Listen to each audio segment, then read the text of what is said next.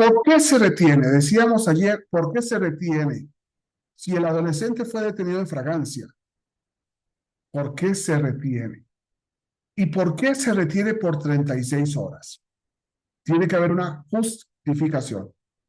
Pero no solamente tiene que haber una justificación, sino que, además, el fiscal debe saber que tiene retenido a un adolescente y que si en el término antes de las 36 horas terminó la investigación que justifique y legitima, tiene que tomar una decisión de investigación, pero principalmente de puesta a disposición ante el juez de control especializado en adolescentes, solicitando la audiencia inicial conforme al artículo 130 de la Ley para Adolescentes en relación con el 308 del Código Nacional.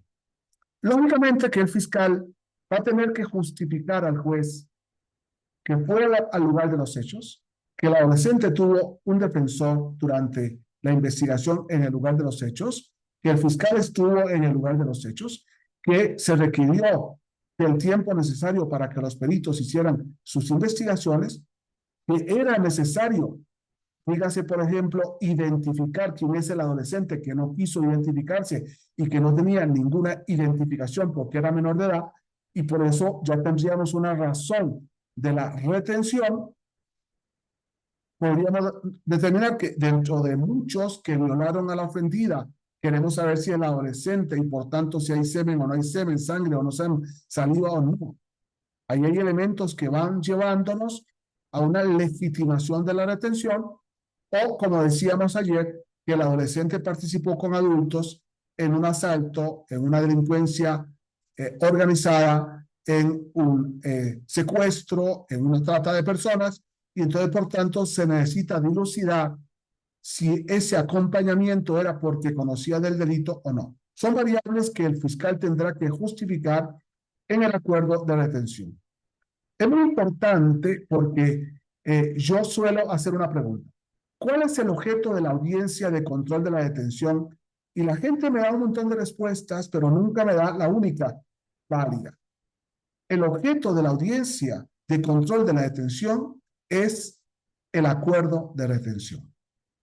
Y el juez, si sabe de esto, tiene que hacerle la pregunta al fiscal. Fiscal, ¿usted ordenó una retención contra el adolescente? Sí. ¿Por qué lo retuvo y por qué por 36 horas? Y el fiscal tiene que decirle. Pero el juez tiene que decirle, a ver, no me diga nada, dígame qué dice tu acuerdo de retención. Es muy posible que el fiscal le diga, no tengo acuerdo de retención, con lo cual ese adolescente estuvo retenido inconstitucional e ilegalmente y por tanto ilícitamente y por tanto cuidado que viene abajo la prueba. Es muy posible que ese adolescente estuvo en manos de la policía.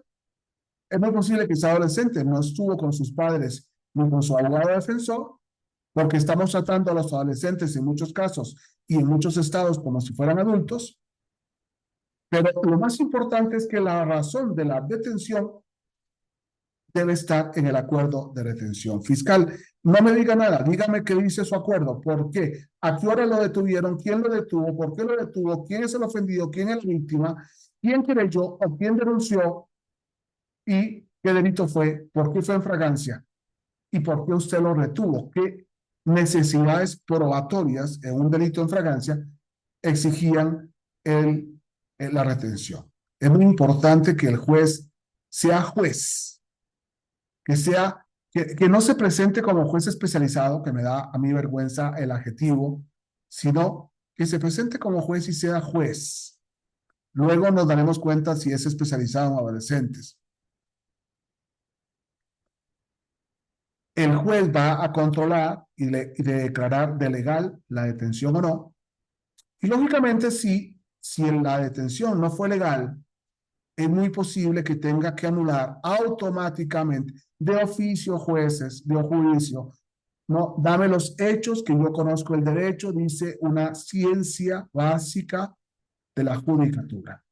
Si ustedes se dan cuenta y han decidido que no hubo detención en fragancia, que no hubo detención legítima, que no hubo violación de los plazos de la detención, va a tener que anular oficiosamente, señores jueces, la detención y la puesta a disposición. Lógicamente, entonces, el juez declara con lugar la detención del adolescente conforme al acuerdo de retención y, por tanto, procede una de las figuras más bonitas del modelo mexicano, que es la formulación de la imputación, como lo exige el artículo 311 del Código Nacional de Procedimientos Penales, y, lógicamente, después de la imputación, que debe ser de una perfección fáctica, fundamentada en datos de prueba que constan en la carpeta de investigación, si va a haber o no una medida cautelar. Recuerden ustedes que hace tiempo vimos la razón de la medida cautelar y dijimos que hay medida cautelar para un adolescente mayor de 14 años cuando hay una razón de cautela, es decir, no sabemos quién es, no sabemos dónde vive, no sabemos quiénes son sus padres, todo ese montón de cuestiones que nos ponen ante los artículos 168, 169 y 170, peligro de fuga, peligro de obstaculización, peligro de continuación de la acción delictiva, y por tanto entonces habría una medida cautelar. Pero cuidado, esa medida cautelar es por 6 meses y debe ser revisada mensualmente por el juez oficiosamente. Muy importante, y lógicamente esa medida cautelar tiene que estar justificada ante una persona mayor de 14 años por un delito del 124, 122, 164 de la ley de adolescentes. De lo contrario, habría una privación de libertad ilegítima. No todos los adolescentes, y podríamos decir un 80-90% de los adolescentes que son detenidos, no tienen por qué estar retenidos y no tienen por qué estar privados de libertad con una medida cautelar privativa de libertad. Muchas gracias.